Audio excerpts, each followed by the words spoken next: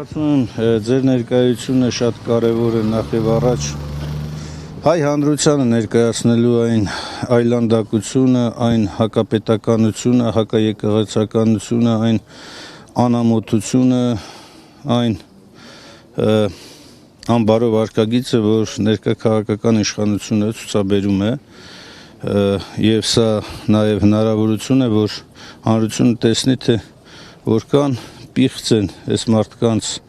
արարքներն ու գործողությունները, որ անգամ նման ինչ ասեմ, մարդու ուղեղի մեջ չտեղավորվող մեղադրանքներ են ներկայացվում, հա, ասենք 7-8 տարվա վաղեմության ժամկետներն անցած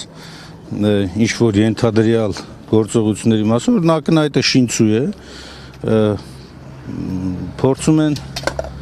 իրենց նպատակին ծառայեցնել։ Ես կարծում եմ առաջին հերթին սա պետք է ազդակ լինի հանրությանը մերժելու հիմնովին, հիմնահատակ, արմատապես մերժելու այս այլանդակությունը։ Եվ այդ այլանդակությունը կրող ներկա քաղաքական իշխանությունը, նրա հլու հնազանդ կամակատար դատախազությանը, որպես պետության մեջ սահմանադրությամբ ամրագրված հիմնական գլխավոր մեղադրողի, որովհետև սրա գործողությունը, դատախազության գործողությունը ոչ այլ ինչ է, քան ծառայել նեռին, ծառայել սատանային, ծառայել հակահային, Հայաստանի Հանրապետության կենտրոններին, ուրիշ բացատրություն ես այստեղ չունեմ։ Տեսեք, շատ ակնհայտ։ Ես կարծում եմ նախ հանրության ճնշող մեծամասնությունը գտնվում է իսկապես տեղեկատվական տերորի մեջ։ Տեսեք, այսքան լրատվականներ կան, չէ, բայց ցավոք սրտի այսքան լրատվականներով ընդդիմությունը իր ունեցած ռեսուրսներով չի կարողանում մրցել այն այլանդակ ապատեղեկատվության հետ, որ գեներացրել է այս քաղաքական իշխանությունը, նրա պատվիրատու օտարերկրյա կենտրոնները եւ նրանց ֆինանսավորմամբ իրականացվող տեղեկատվական տերորը։ Եվ ես առաջին գլխավոր խնդիրը սա եմ համարում։ Երկրորդը իսկապես հանրության մոտ այն ապագայի նկատմամբ մշուշոտ պատկերացումը, որ ինչ է լինելու վաղը։ Տեսեք, այս մարդիկ չեն վարանում, անգամ պետականության ամենակարևորագույն ատրիբուտները փորձում են ներկայացնել, ծառայեցնել իրենց իշխանության կենտրոնացման համար եւ հանրությունը չի արձագանքում դրան։ Դրսում էլ ուրիշ արձագանք է գտնում, դրսին փաստացի համոզել են, որ Հայաստանում հիբրիդային պատերազմների այսպես փորձեր են կատարվում, ինչպես Մոլդովայում եւ այլն։ Հիմա ասում են նույնիսկ ֆինանսավորելու են, որ այստեղ պատերազմների դեմ պայքարեն։ Հիմա ով իշխանությանը դեմ է, փաստացի համարվելու է գործակալ։ Այս իրականությունը ինչի չի տեղ հասցվում նաև միջազգային հանրությանը, որ այն պաշտոնական պարզաբանումներով չառաջնորդվեն ու բոլորին չդիտարկեն հիբրիդային այսպես գործակալներ։ Տեսեք, նախ այնպես չի, որ փորձ չի արվում։ Ընդդիմությունը իր ողջ ռեսուրսներով քաղաքական ներկայացվածություն միջազգային կառույցներում, այդ թվում նաև հայ դատի գրասենյակները իրենց հնարավորության սահմաններում ներկայացնում են տիրող իրավիճակը, բայց քանի որ միջազգային, այդ թվում նաև արևմտյան կենտրոնների համար փակվում են բոլոր աշկերը, երբ որ կեղծ թեզը դառնում իրենց համար իրականություն, որ իբր այս իշխանությունները պայքարում են ռուսականության դեմ եւ դրա ներքո իրականացում են ամենաայլանդակ հակաժողովրդավարական մեթոդներով, նրանց աշկերը կարծեք թե փակված են։ Ինչը կարող է ճեղքել։ Ես կարծում եմ սրա ուղղությամբ կարող է բավականին լուրջ աշխատանք տարել այն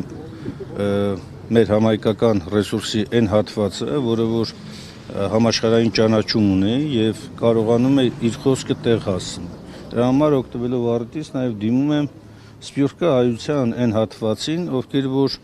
ունեն խոսքի այն կշիռը արժեքը, որ որոշակի հատվածներում գոնե հնարավոր է տեղ հասցնել եւ իրենց հեղինակությունը կարող են օգտագործել բացելու նաեւ շատ միջազգային հանրության տեսակետից շատ կենտրոնների աչքերը այս այլանդակությունների վրա։ Առաջինը սա, երկրորդը հանրության մեջ ամենաակտիվ հատվածը անկախ նրանից թե քաղաքական ինչ հայացքներ է կրում, նրանք բոլորը պետք է այսօր համընդհանուր պայքար տանեն այս իշխանությունների դեմ, այս այլանդակություններին վերջ տալու համար։ Եվ վերջապես երրորդ կարևոր ռեսուրսը իմ խորին համոզմամբ դա բոլոր այն հնարավոր մեթոդներն են, միջոցներն են, որոնք օրենքի շրջանակներում թույլ կտան պայքարելու այս այլանդակության դեմ։ Այդ թվում նաև ամոթանքի այն արշավը, որ պետք է սկսվի իրավապահ մարմինների նկատմամբ։ Բոլորի կողմից, ընդ որում ես նկատի չունեմ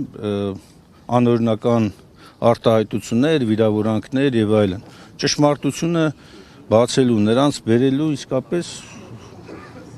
մարդկայնության դաշտ, չասեմ նույնիսկ օրինականության, ասեմ մարդկայնության դաշտ, որովհետև չի կարող էլ այս աստիճանի այլանդակություն չի կարող ուղղակի լինել։ Եվ սա պիտի հանրային պարծավանքի արժանանա այս մեթոդները։ Այս մարդկանց տակտիկան ժողովրդի համար պիտի պարզ լինի։ Սկզբում վարկաբեկել, հետո ամենաայլանդակ, ամենաանտրամաբանական մեթոդներով մարդկանց ներկայացնել մեղադրանքներ։ Նույնը Արշակ Սրբազանի պարագայում է։ Սկզբում վարկաբեկել, որովհետև չեն մարսում այն նզովքը, որ արեց Արշակ Սրբազանը, վարկաբեկել, այնուհետև փորձել քրեական տարբեր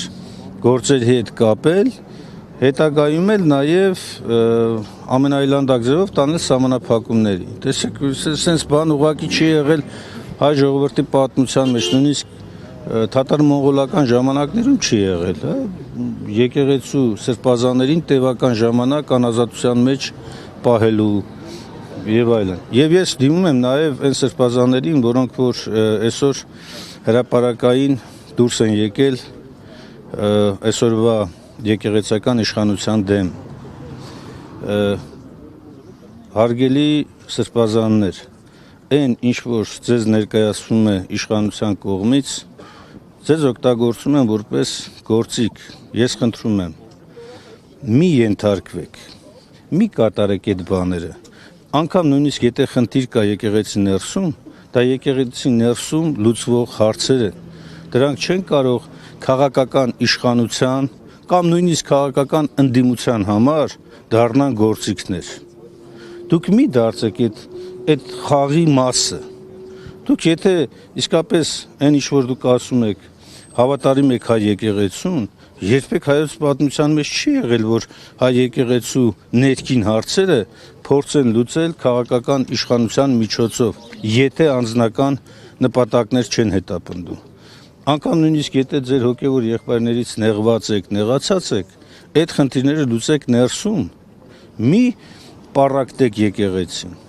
Դե պարզ է, չէ, պարզից էլ պարզ է, որ Նիկոլ Փաշինյանի նպատակը ոչ միայն եկեղեցում իշխանափոխություն իրականացնելն է, այլ նաև հայ առաքելական սուրբ եկեղեցի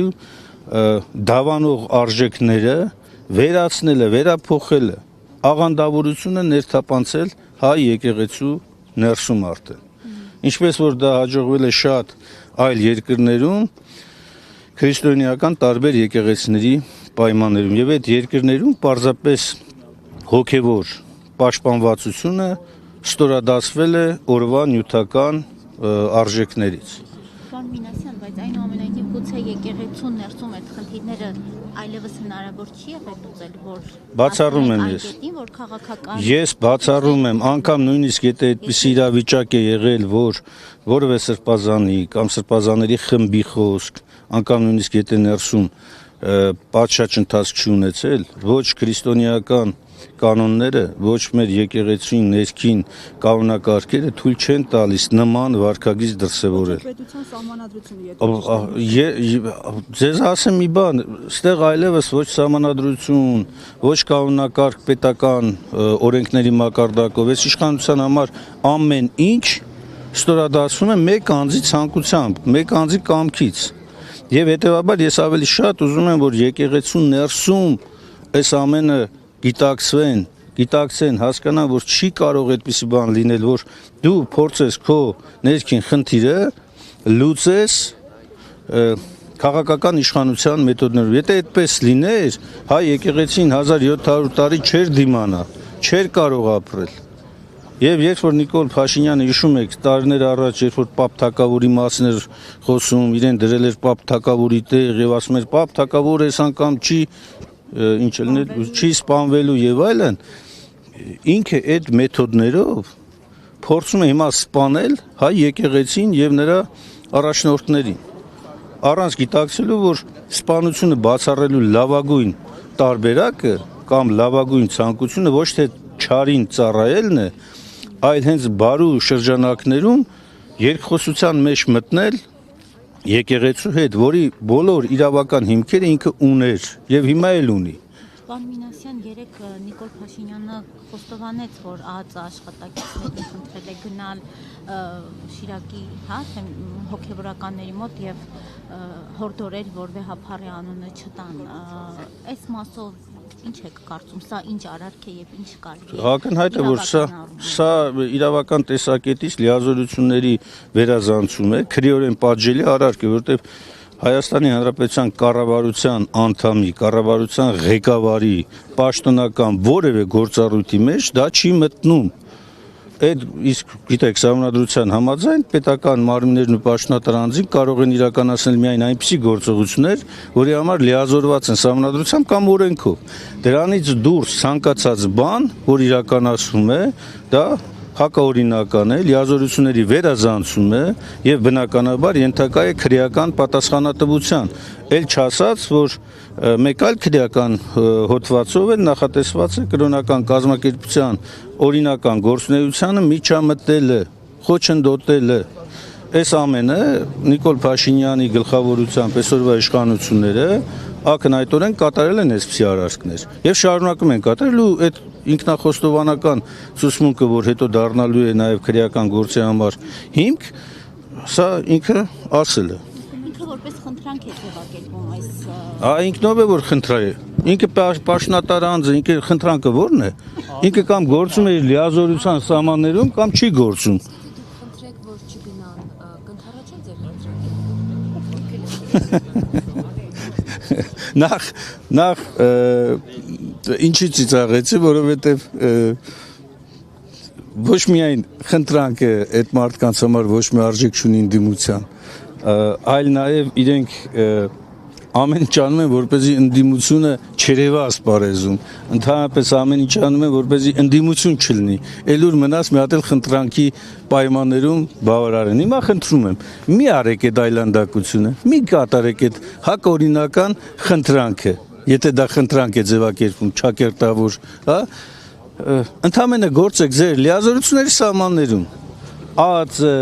ոստիկանություն, տեսնենք, կբավարարեն։ Շնորհակալ եմ։ Ազատություն մեր բոլոր սրբազաններին, մեր բոլոր քաղբանտարկյալներին, համոզված եմ, որ շատ շուտով վերանալու է ամենը եւ հայ ժողովրդի պատմության մեջ այս շրջանը հիշվելու է որպես հակահայկական, հակաեկեղեցական, հակապետական, անբարոյական, անամոթության մի ժամանակահատված, երբ որ իշխանությունը այս բոլոր իր գործողություններով փորձում է ոչնչացնել հային։ Իսկ հայը չի ոչնչանա, հայը մնալու է եւ ապրելու է։